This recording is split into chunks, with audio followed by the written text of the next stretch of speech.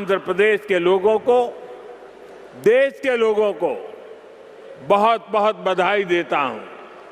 మిత్రులారా, ఈ నేల అల్లూరి సీతారామరాజు గారి నేల. అల్లూరి సీతారామరాజు గారు ఈ గిరిజన హక్కుల కోసం తన జీవితాన్ని అంకితం చేశారో ఆ పవిత్రమైన భూమిపైనే ఈరోజు ఆంధ్రప్రదేశ్కు ఒక కొత్త ఎయిర్పోర్ట్ ప్రారంభమవుతుంది. ఈ ఎయిర్పోర్ట్ ఆంధ్రప్రదేశ్, ముఖ్యంగా ఉత్తరాంధ్ర అభివృద్ధికి ఒక కొత్త రన్వేగా పనిచేస్తుంది. ఇది ఆంధ్ర యువత యొక్క ఉజ్వల భవిష్యత్తుకు ఒక కొత్త లాంచ్ ప్యాడ్లా పనిచేస్తుంది. ఈ సందర్భంగా ఆంధ్రప్రదేశ్ ప్రజలకు మరియు దేశ ప్రజలకు నా హృదయపూర్వక అభినందనలు. साथियों, पहले जब एयरपोर्ट बनते थे तो एयरपोर्ट के नाम एक ही परिवार के नाम पर चढ़ जाते थे। हमने इस परंपरा को बदला। हमने अयोध्या में एयरपोर्ट का नाम वाल्मीकि के नाम से जोड़ा। हमने पंजाब में संत रविदास जी के नाम से एयरपोर्ट का नाम जोड़ा। और साथियों, केंद्र की एनडीए सरकार ने निर्णय किया है कि इस नए एयरपोर्ट का नाम श्री अल्लूरी सीताराम राजू के नाम पर होगा।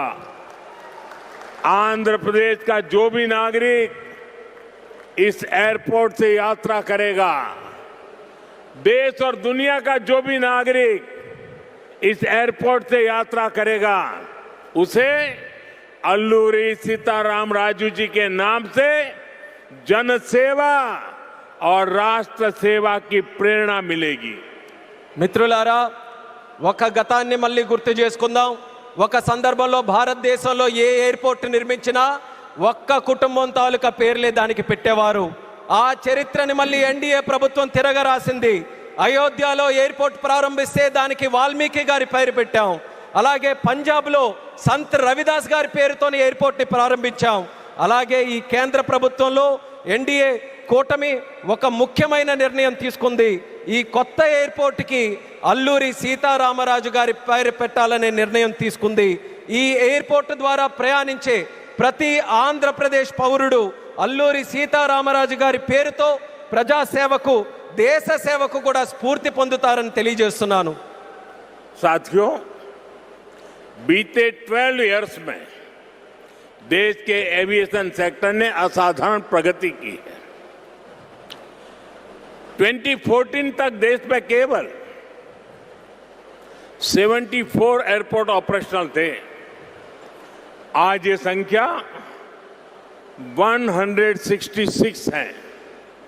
एक समय था जब हवाई उड़ानें सिर्फ बड़े शहरों तक सीमित थी। एनडीए सरकार में आज छोटे शहर के साधारण लोग भी फ्लाइट से आ जा रहे हैं। మిత్రులారా, గత 12 సంవత్సరాల్లో దేశంలో విమానయాన రంగం ఒక అసాధారణమైన పురోగతిని సాధించింది. 2014 వరకు దేశంలో కేవలం 74 ఎయిర్పోర్ట్లు ఆపరేషనల్గా ఉంటే ఈరోజు ఆ సంఖ్య పెరిగి 166 ఎయిర్పోర్ట్లకి చేరుకుంది.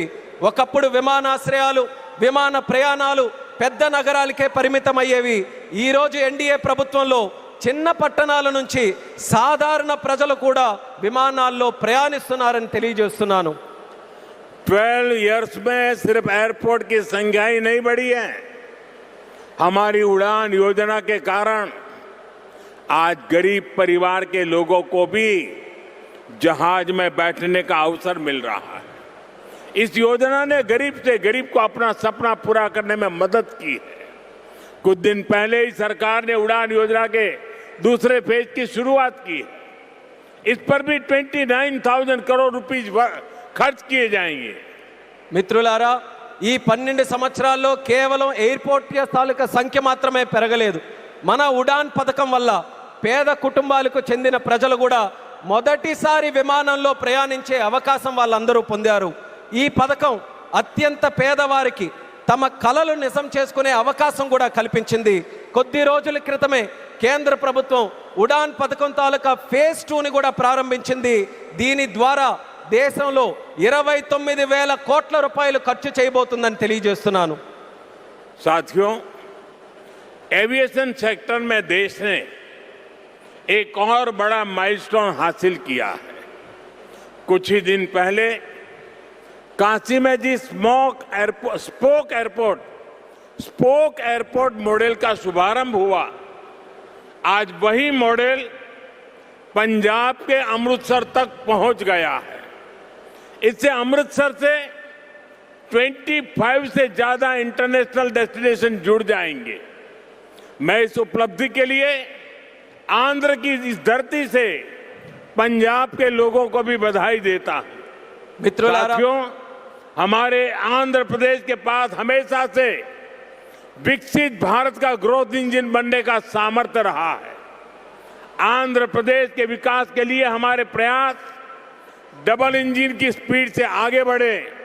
इसके लिए मैंने आंध्र के लोगों से डबल इंजन सरकार का आशीर्वाद मांगा था और आज चंद्रबाबू नायडू जी के नेतृत्व में, पवन कल्याण जी के नेतृत्व में एनडीए की पूरी टीम आंध्र प्रदेश के लिए डबल स्पीड से काम कर रही है। మిత్రులారా, విమానయాన రంగంలో దేశంలో మరో పెద్ద మైలురాయిని మనం సాధించాం. కొద్ది రోజుల క్రితమే కాశీలో ప్రారంభమైన స్పోక్ ఎయిర్పోర్ట్ మోడల్ ఈ రోజు పంజాబ్లోని అమృత్సర్ వరకు కూడా విస్తరించింది. దీంతో అమృత్సర్లో 25కి పైగా అంతర్జాతీయ గమ్యాలకు నేరుగా కనెక్ట్ అవ్వడానికి అవకాశం కలిగింది. ఈ విజయానికి ఆంధ్రప్రదేశ్ నేల నుంచే పంజాబ్ ప్రజలకు కూడా నా హృదయపూర్వక అభినందనలు తెలియజేస్తున్నాను. అలాగే మిత్రులారా, వికసిత్ భారత్ నిర్మాణంలో ఆంధ్రప్రదేశ్ ఎప్పుడూ కూడా ఒక గ్రోత్ ఇంజిన్గా నిలిచే సామర్థ్యం కలిగి ఉంది. ఆంధ్రప్రదేశ్ అభివృద్ధి కోసం డబుల్ ఇంజిన్ వేగంతో మా ప్రయత్నం ముందుకు సాగాలని నేను ఆంధ్ర రాష్ట్ర ప్రజలకు డబుల్ ఇంజిన్ ప్రభుత్వం కోసం ఆశీర్వాదాన్ని నేను కోరాను. ఈరోజు చంద్రబాబు నాయుడు గారి నాయకత్వంలో, పవన్ కళ్యాణ్ గారి నాయకత్వంలో ఎన్డీఏ టీం మొత్తం ఆంధ్రప్రదేశ్ అభివృద్ధి కోసం డబుల్ వేగంతో పనిచేస్తుందని గర్వంగా తెలియజేస్తున్నాను. साथियों, आज देश ब्लू इकोनॉमी को लगातार मजबूत कर रहा है। हमारा विजन है कि पूरा क्षेत्र कोस्टल इकोनॉमिक कॉरिडोर के रूप में विकसित हो। इसी लक्ष्य के साथ विशाखापट्टनम से कृष्णापट्टनम तक हमारे पुराने पोर्ट्स को आधुनिक रूप दिया जा रहा है। इसके अलावा मुलापेटा और रामायापट्टनम में हम नए पोर्ट भी बना रहे हैं। మిత్రులారా, ఈరోజు దేశం బ్లూ ఎకానమీని నిరంతరం బలోపేతం చేస్తుంది. మా విజన్ ఈ మొత్తం ప్రాంతాన్ని ఒక కోస్టల్ ఎకనామిక్ కారిడార్గా అభివృద్ధి చేయడం. ఈ లక్ష్యంతో విశాఖపట్నం నుంచి కృష్ణపట్నం వరకు మన పాత పోర్ట్స్ అన్నిటినీ కూడా ఆధునీకరిస్తున్నాం. అదే సమయంలో మూలపేట మరియు రామయ్యపట్నంలో కొత్త పోర్ట్స్ని కూడా మనం నిర్మించబోతున్నాం.